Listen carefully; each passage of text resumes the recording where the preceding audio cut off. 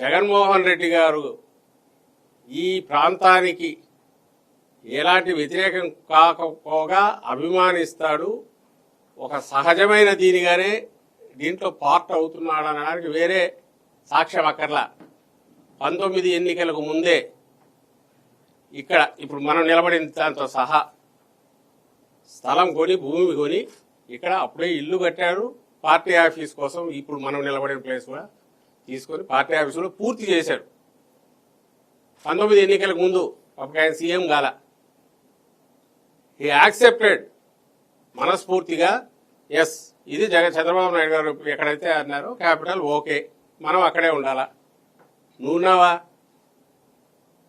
నువ్వు ఇప్పుడు 10 ఏళ్ల తర్వాత ఇప్పుడు నిన్న అక్కడ తీసుకొని ఇల్లు నువ్వు ఇప్పుడు కట్టడం మొదలుపెట్టావు.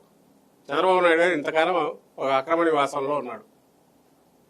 నది బయట నది మీద కట్టకూడని చోట కట్టిన వేరే వాళ్ళ దాంట్లో ఉన్నాడు. అదే ఒక పెద్ద scam. That's a different issue. So ఎవరు సిన్సియర్ ఇక్కడ? జగన్మోహన్ రెడ్డి గారు ఏ రోజు ఈ ప్రాంతానికి సంబంధించినంత వరకు ఇక్కడ ఉండకూడదనిలా, ఈవెన్ డీసెంట్రలైజ్డ్ డెవలప్మెంట్ కూడా దీన్ని తక్కువ చేస్తున్నా. నువ్వు ముద్ర అది వేయాలని ట్రై చేశాడు చంద్రబాబు నాయుడు. ఈ రోజు దాంతోనే యాజ్ ఇఫ్ దాని గురించి క్వశ్చన్ రైజ్ చేస్తే అపోజిషన్గా నువ్వు చేస్తున్నది తప్పు అని అంటే ఇమ్మీడియట్ విరుచుకుపడుతున్నారు కాటకొడుకులాగా.